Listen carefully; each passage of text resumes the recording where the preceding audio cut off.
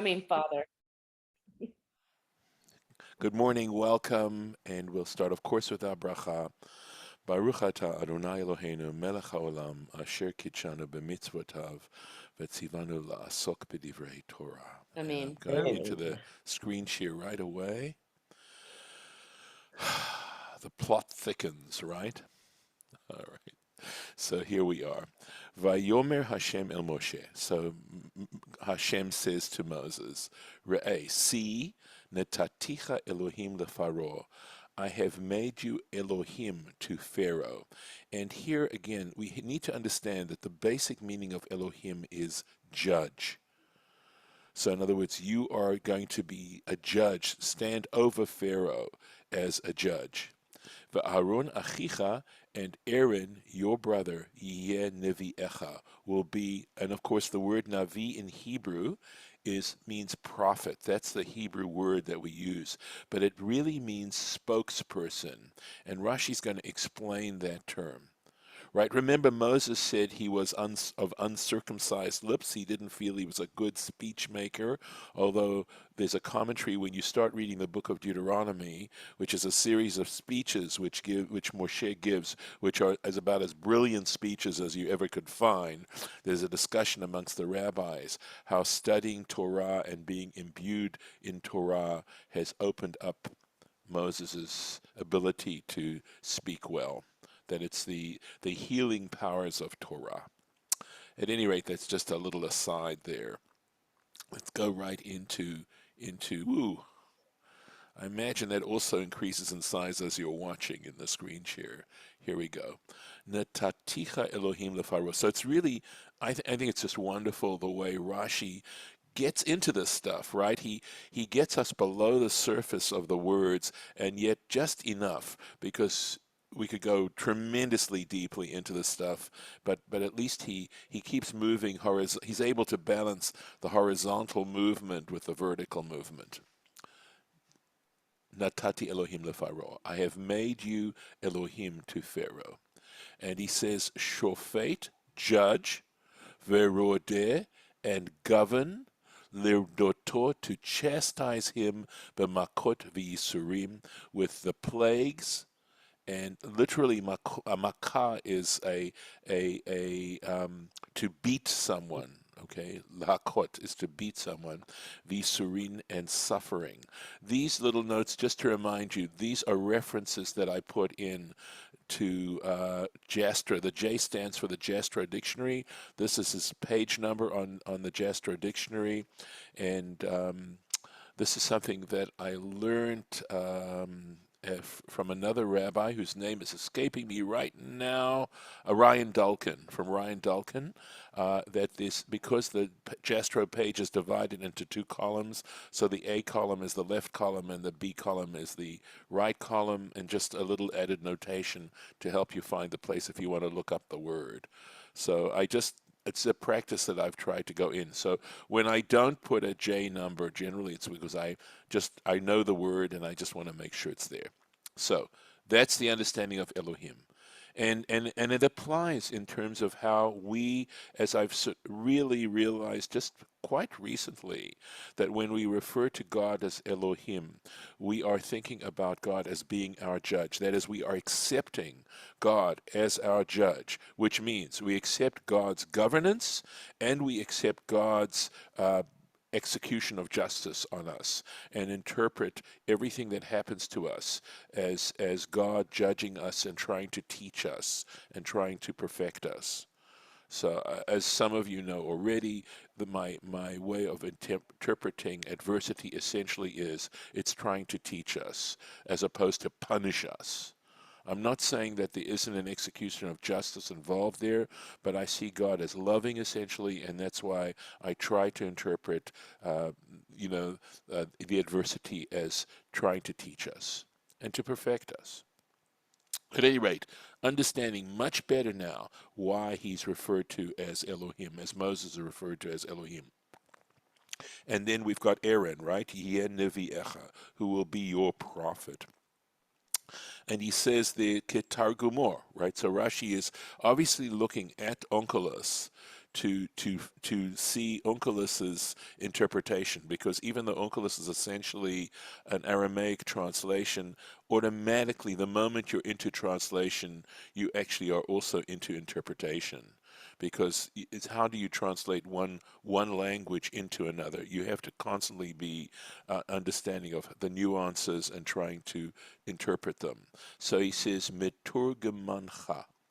So here you can see the word targum in this word, which means translation, right? That's what we call it. Targum is the Aramaic translation of the Torah, of the Bible. And there was someone called a Meturgeman, because back in Babylonia, just as in the United States, most Jews did not speak Hebrew, did not necessarily understand Hebrew. The spoken language in Babylonia was Aramaic. Another term for Babylonia is Aram Naharaim, right? Aram between the two rivers. And so what they had was they had a practice where the reader of the Torah, when they had public readings of the Torah, the reader would read from the Torah, and then right after that, the person would give the translation of the verse to the congregation so that the congregation understood. Remember, there were no printed books at that particular time, and so the interpreter, the Meturgaman, he was known as a Meturgaman, would then give that translation into Aramaic so that the congregation would understand exactly what was being said in the Torah as it was being read in Hebrew. That So, that yeah, was a custom. That was a custom in a synagogue that I used to work for. really, really, yeah, cool, cool. Well, In it's English, of course. yes, of course, that's the point, right? So that's cool to know. V'chein, and likewise he says, so using this term nevi'echa, right? V'chein kol lashon nevu'ah, right? Whenever we're using the language of the term nevu'ah, Adam hamachriz, it refers to a person who machriz, who announces, umashmia, and causes to hear. That's a hifil form of the verb, right? Causes to hear, la'am, to the people. Divrei tochachot, in this case, when we're speaking about specifically prophets, they would let the people know words of correction. Vahu migzerat, and it's from a similar term, form, Isaiah chapter 57, niv svatayim, meaning the movement of the lips, or the expression of the lips. And likewise in Mishle, that's Proverbs chapter 10, Yanuv Chochmah, will express wisdom. V'chol hamit dishmuel. And, oh, sorry, this looks like Vaychal mehit nabot dishmuel. This refers to a story where Saul was one of the sons of the prophets. These people used to, I think, go into trances, and they would prophesy. And Vaychal mehit nabot means he stopped from prophesying. And Dishmuel, referring to the book of Samuel. Yeah, go and ahead. mine says it's referring to Samuel also Oh, himself, not really? just from the Okay. book, but it says, and he, parenthesis, Samuel finished prophesying. So you Oh, may be okay. right, but No, I'm just I'm letting you probably know this wrong. one. I didn't check chapter 10. I know that story occurs there, but I appreciate the correction, Lauren, and I will defer to that. Thank you. Anytime you see me do that, please make sure. I don't want to misinform you. I mean, yeah, that is a story in the book of Samuel, but apparently that's not where he's referring to this particular expression. Thank you. I'm not as familiar to in that particular reference. Uvelas, right? So he says in French, in other words, in a foreign language, Corinne law, we call him predigue, and that's predigen. I remember in Afrikaans, prediker means a It's preacher, right? It's je, a preacher. it's je, Yeah. not So, que, okay, je, prédigé. predigue. Okay. And this is in this particular edition of Rashi, we have the Yiddish. They give you the Yiddish translation of the medieval French. So again, doing this is like classic Rashi that we're looking at here, at how he helps us understand better what this verse is really talking about. Gives us that level of depth. And Rabbi, my understanding, and I could be wrong, was that when you have the double yud after the gimel, that it's usually a zh.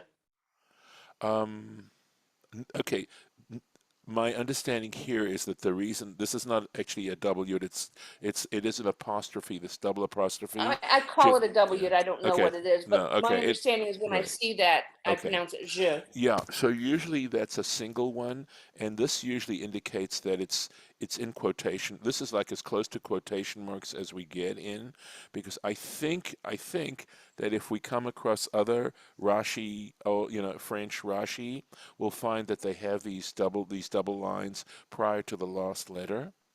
So that's why I didn't know that it was pronounced je.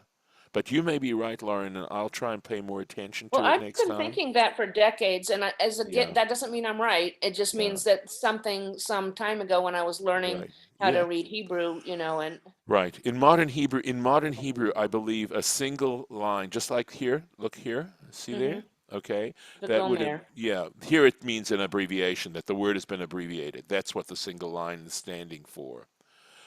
Likewise here, see, this is an abbreviation, Mm-hmm. Lifnei Hashem. So the Hay stands for Hashem. So this very often I've understood it to mean, but maybe next time we come across a Rashi translation into ancient French, we'll see if they're double lines. Well, And there's a double line in the Torah Tamima after an ayin, but it could be that, and there's a double line in the Torah Tamina after the pay that let's we're take a seeing, look. but it Oh, could be yes, that, quotation but it marks. doesn't mean that even if they has another use, doesn't mean that Yeah. that No, you're right. yeah, That's why I'm not fighting you over this, yeah, okay? I'm and not I'm not debate either, I'm and not I'm not clear, debating. I'm saying I think I need to, okay. So and here, nor for am I example, digging. it means I understand. Honestly, I'm glad you're saying what you're saying. It's important. Okay, so you notice the double lines here? This is because, and it's not a single line. So the single line means it's the word has been shortened, but here it means it's an acronym. So this is two words, al yedei, okay? The two words. And here it stands for a number. So it probably means Tosefta Megillah Perek Gimel. Again, an abbreviation, right? Whereas a single line means the word has been cut short. So, but look, all these double lines, because he uses a lot of abbreviations all over the place. But here again, single line.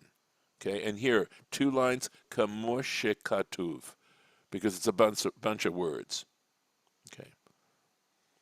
So at any rate, we'll try and pay attention there and see. But very often, like if he's talking about the letter pay, it might have one or two lines following it if he's talking about the letter.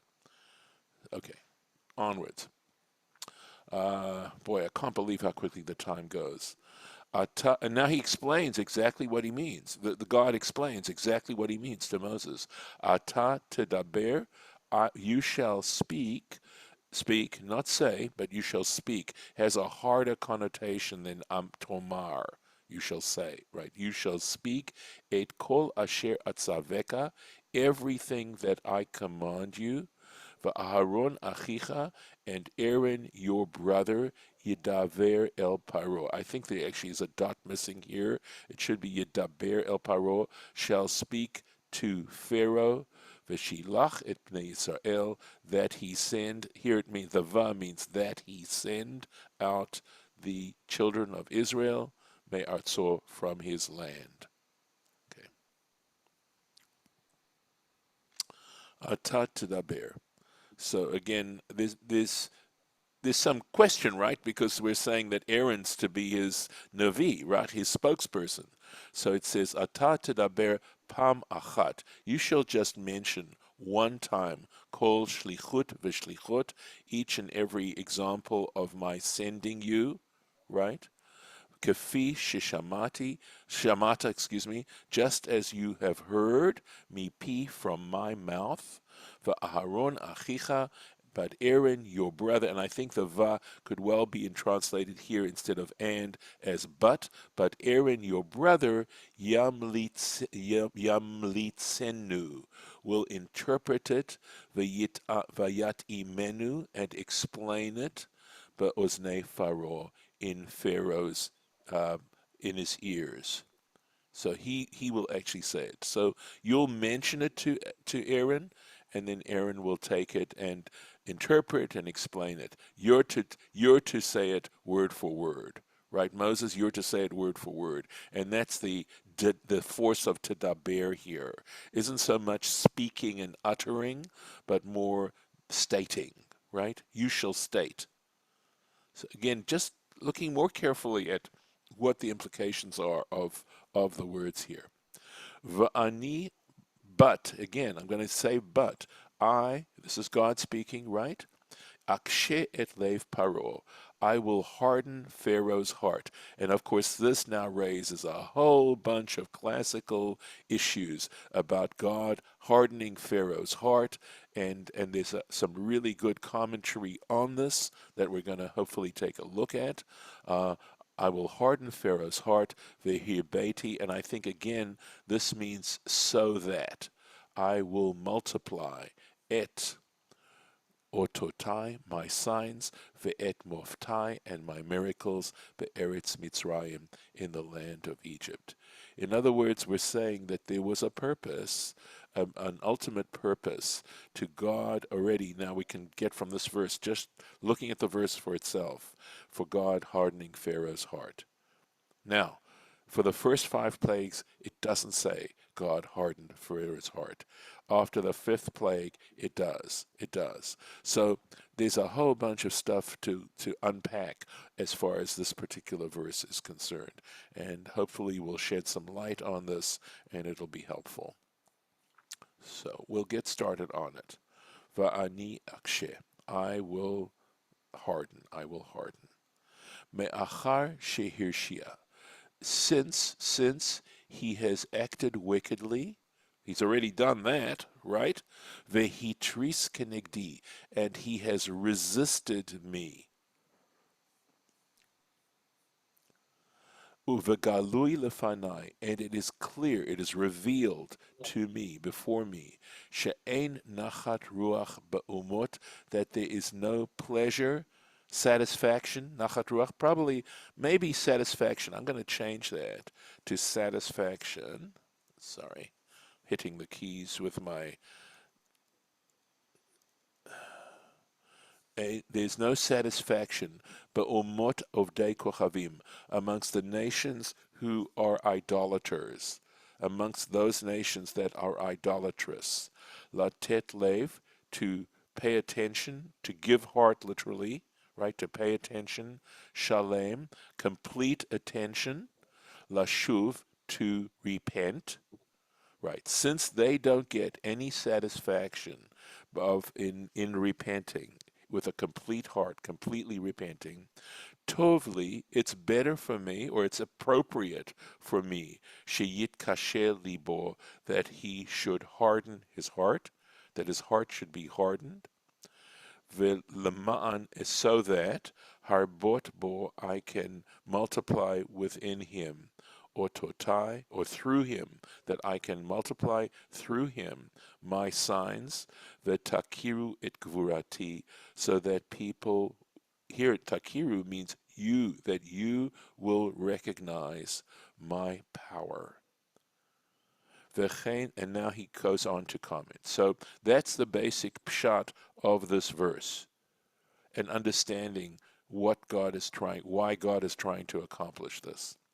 V'chein midato shel HaKadosh Baruch Hu, and this is the quality of the Holy One, blessed be He, who mevi puranut, he brings tribulation, right, or punishment, al ha'umot ovdei kochavim, upon the idolatrous nations, kedei sheyishma'u Yisrael. This reminds me of a joke, but I'll tell you in a second. Let me finish this translation. In order that the Israelites should pay attention, right, or understand, V'yeru, and they should fear. They should fear God. Vayira'u possibly is what this word is. Shenemar, as it says in Zephaniah Gimel, so this looks like the prophet Zephaniah, chapter 3. Hichrati goyim, I have destroyed nations. Nashamu pinotam, their corners have become desolate, etc. in this verse. And then it goes on to say, Amarti, I have thought, I've considered, I've said literally, but right? Ach tir'u oti. Only you should fear me. Tikhu musar, you should take a lesson, learn a lesson. So okay, again, I'm going to finish this. I'm going to share the joke. I have to tell you it's a joke because it's not necessarily that funny, but it's the note that that this teacher gets from Johnny's mother, and Johnny's mother writes to the teacher and says, if Johnny acts up, hit the kid next to Johnny, and Johnny will learn the lesson. This is sounding like that, but I mean, again, there's stuff to unpack there, right? As to how does this display divine justice and divine equity? And there's lots of stuff you can say about it. So it doesn't. This certainly begins to provide some kind of answer, but the answer raises other questions along with it. I can tell. Well, Yeah, go ahead. because we know that Israel did not, fear and learn the lesson, that they Right. still continue, you Yes. know, Right. and this is kind of like part of my problem with war. It's like, what's the point? It's not ending things and solving things. It's just generating more and more animosity and hatred. And, to punish someone and say, well, you're going to learn this lesson from this other person's punishment, but they didn't learn the lesson. So, Right. So this is a whole conversation. I want to have it. I think we should spend time on it. Let me finish the Rashi. I'll try and give you a short answer to that question, Lauren. I'm not trying to say this is a complete answer. So the answer is this, that even though the majority of Israelites, as you say, didn't learn the lesson, in this case, there was still a sufficient number who did learn the lesson. And there's this, I mean, in our own tradition, we don't hide the fact that during the ninth plague, the plague of darkness, most of the Israelites actually died because they didn't learn the lesson.